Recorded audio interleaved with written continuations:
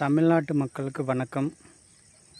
கோயமுத்தூர் மாவட்டத்தில் 10 வயது குழந்தையை கடத்திச் சென்று பாலியல் பலாத்காரம் செய்து கொலை செய்ததற்கு மிகப்பெரிய கண்டனத்தை தெரிவித்துக் கொள்கிறோம்.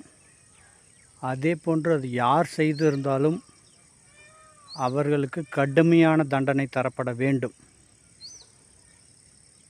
தூக்கு தண்டனை கொடுத்துவிட்டால் உடனடியாக உயிர் போய்விடும். அரபு நாடுகளில் நடப்பது போல முச்சந்தில் கட்டி வைத்து பொதுமக்களை தண்டனை கொடுக்க செய்ய வேண்டும். அப்பொழுதுதான் மற்றவர்களுக்கு பயம் ஏற்படும். அனைத்து மக்களும் அவர்களுக்கு தூக்கு தண்டனை தரப்பட வேண்டும், இல்லை என்றால் சுட்டு கொன்றுவிட வேண்டும் என்று சொல்கிறார்கள்.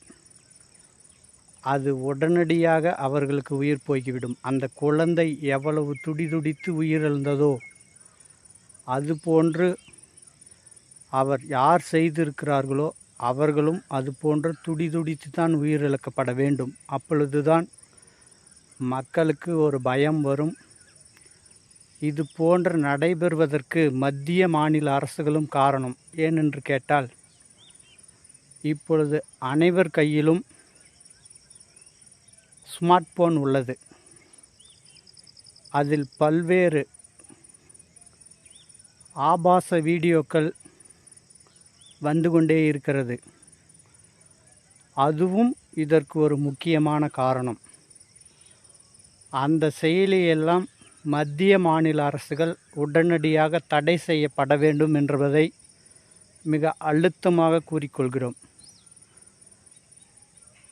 அதை பார்த்து கொண்டிருக்கும் சமயத்தில் அது குழந்தையா 60 வயது பாட்டியா என்பதெல்லாம் தெரியாமல்